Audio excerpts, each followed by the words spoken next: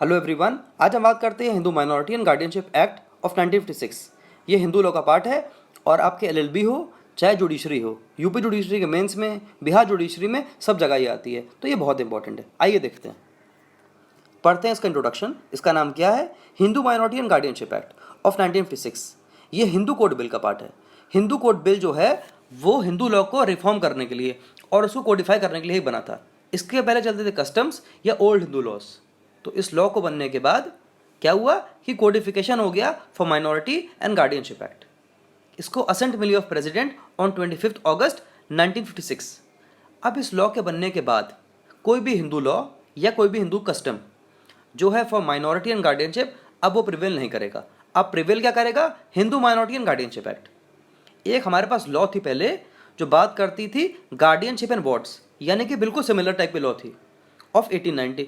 पर अब ये लॉ केवल उतनी ही प्रिवेल करेगी जो भी कमियां हैं न्यू लॉ में। अगर Hindu minority and guardianship act में कुछ कमियां हैं, यानी कि कुछ चीज़ें छूटी हुई हैं, केवल उनको कवर करने के लिए ही अब चाहिए ओल्ड लॉ। इसके अलावा उसको कोई और यूज़ नहीं होगा।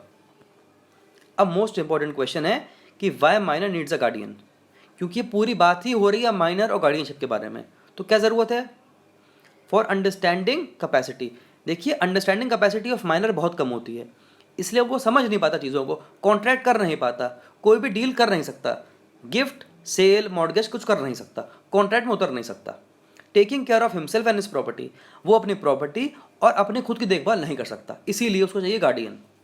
साथ ही जस्टिस ए बी रोहतगी ने क्या बोला कि वो ग्रेटेस्ट सोशल केयर मांगता है चाइल्ड, क्योंकि वो सबसे ज़्यादा कमज़ोर होता है, इसलिए उसको चाहिए सबसे ज़्यादा सोशल केयर। वो कॉन्ट्रैक्ट नहीं कर सकता। आपने सुना होगा केस मोहरी बीबी का, ये बहुत ही कॉमन केस है कि माइनर कभी कॉन्ट्रैक्ट कर ही नहीं सकता। उसके जो अग्रीमेंट्स होंगे उसका इफेक्ट क्या होगा? वॉइड एब इनिशियो, यानी कि शुरुआत से ही खारिज, वॉइड। और अगर उसको कोई नेसेसरीज देता है, कोई सप्लाई देता है, अगर वो कमज़ोर है, कॉन्ट्रैक्ट नहीं कर सकता है, उसको कोई सप्लाई देता है, तो वो व्यक्ति उस माइनर की प्रॉपर्टी से वो सब चीज़ें वसूल सकता है, रीइम्बर्स कर सकता है। तो माइनर पे इसका बर्डन ना आए, इसलिए चाहिए गार्डियन।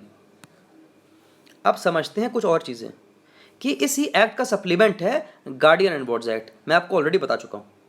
हिंदू मैरिज एक्ट भी बात करता है गार्डियन की। गार्डियन किस किस तरह के होते हैं? डिफैक्टो, एड लिटियम, एड हॉक, कर्ता भी गार्डियन होता है। और कोर्ट जब किसी गार्डियन को अपॉइंट करता है तो उसकी एज कम से कम 21 ईयर्स होनी चाहिए। अब समझते हैं इसका डेफिनेशन क्लॉज। सेक्शन 4 क्या बताता है? Minor 4A। इसका क्या मतलब हुआ कि whoever is under 18 years is a minor. Guardian का मतलब क्या हुआ कि जो भी देखभाल करने के लिए है ऑफ माइनर, उसकी बॉडी या प्रॉपर्टी, वो गार्डियन है।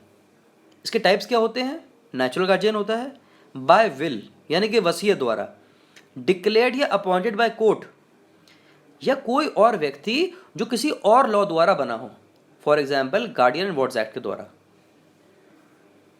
अब समझते हैं कि ये डेफिनेशन जो है ये पूरी एग्जॉस्टिव डेफिनेशन नहीं है, क्योंकि इसमें कुछ कमी भी है। तो और भी क्या इसमें गार्डियन हो सकते हैं? डिफैक्टो गार्डियन भी होता है, जिसके बारे में सेक्शन 11 बताता है इसी एक्ट का। एडहॉक गार्डियन भी होता है। अब हम बात करते हैं नेचुरल गार्जियन के बारे में, जो दिया गया सेक्शन 6 एंड 7 में। In case of boy and unmarried daughter, उसके फादर एंड देन उसकी मदर उसके गार्डियन होंगे। और अगर चाइल्ड 5 साल से नीचे का है तो उसकी कस्टडी रहेगी उसकी मदर के पास जनरली। अगर लड़का इलेजिटिमेट है या फिर लड़की इलेजिटिमेट है और अनमैरिड है तो उसकी मदर एंड देन उसके फादर उसके नेचुरल गार्डियन होंगे। In case of married daughter या मैरिड गर्ल तो उसके हस्बैंड उसके गार्डियन होंगे। अब हमको क्या समझना है इसमें कि ये कॉम्प्लेक्स थ्योरी है क्या? देखिए, बॉय और गर्ल के बारे में जो बात की जा रही है कि उसके फादर एंड देन मदर, यहाँ पे कोर्ट के सामने मामला एक आया कि इस तरह से तो डिस्क्रिमिनेशन किया जा रहा है कि फादर रहेंगे फिर मदर रहेगी फादर के ना होने पे। तो कोर्ट ने कहा कि ऐसा नहीं है, ये आर्टिकल 14 का वायलेशन नहीं है, ये इक्वालिटी का वायलेशन नहीं है, ये only for the purpose of welfare of the child है, क्योंकि सेक्शन 13 बता रहा है वेलफेयर।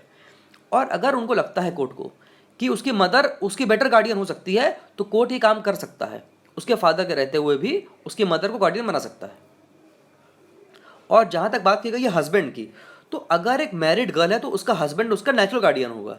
लेकिन अगर ये मैरिड गर्ल एक माइनर है तो उसके पेरेंट्स उसके गार्डियन होंगे। पर जब वो मेजर हो जाएगी तब उसके हस्बैंड उसके गार्डियन हो जाएंगे। No person will be natural guardian. तो कब कब आप नेचुरल गार्जियन नहीं रहेंगे? अगर आप हिंदू ही नहीं रहे, तो अगर कोई भी व्यक्ति हिंदू नहीं रहा, कोई फादर हिंदू नहीं रहा, तो फिर वो गार्डियन नहीं बन सकता, या नहीं होगा, या सीज हो जाएगा completely and finally renounce the world. अब अगर वो सन्यासी बन जाए कोई व्यक्ति, या वानप्रस्थ हो जाए, तो भी वो गार्डियन नहीं बन सकता। मदर या फादर में स्टेप मदर और स्टेप फादर नहीं आते, यानी कि सौतेले माँ बाप जो हैं वो नेचुरल गार्डियन नहीं होते हैं।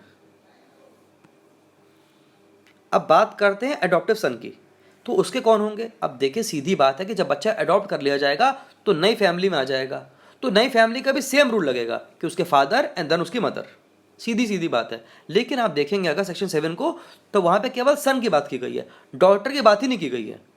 पर अगर आप सेक्शन 12 को पढ़ेंगे, मैंने एक बुक से पढ़ा और वहाँ पे इसका इंटरप्रिटेशन क्या था कि अगर आप सेक्शन 12 को देखेंगे तो समझ में आएगा कि यहाँ पे बात दोनों की गई है, कि चाहे वो लड़का हो चाहे लड़की हो, अडॉप्टिव है अगर, तो पहले फादर एंड देन मदर। और यहाँ पे डिस्क्रिमिनेशन नहीं हो रहा है फादर या मदर के बारे में, ये for the purpose of welfare alone he बात हो रही है।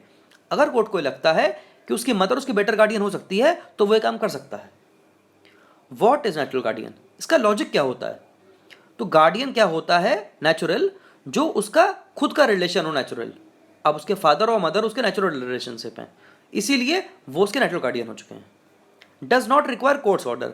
अब कुछ होते हैं जैसे कि बाय विल या कोर्ट अपॉइंटेड, यहाँ पे कोर्ट की मंजूरी चाहिए होती है कुछ भी करने के लिए, उसकी केयर करने के लिए, उसकी प्रॉपर्टी की केयर करने के लिए, पर यहाँ पे ऐसा कोई रिक्वायरमेंट नहीं होता।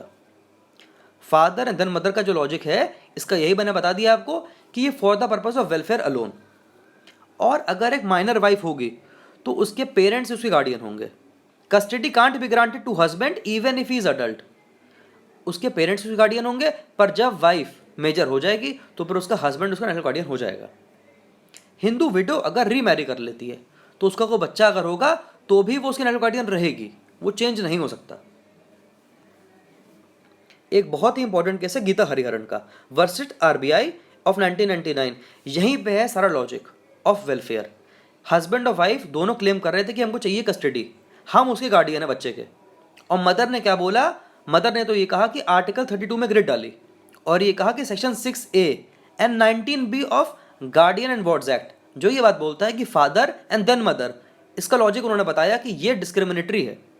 तो कोर्ट ने बात बोली कि ऐसा नहीं है, हम चेंज कर सकते हैं इसको for the purpose of welfare of the child. और इस मामले में मदर को कस्टडी दी गई क्योंकि फादर थोड़े केयरलेस थे उनके और ध्यान नहीं देते थे बच्चों पे। और उसकी मदर ने बात बोली भी कि इनको केवल राइट्स चाहिए, ड्यूटी इनको नहीं निभानी है।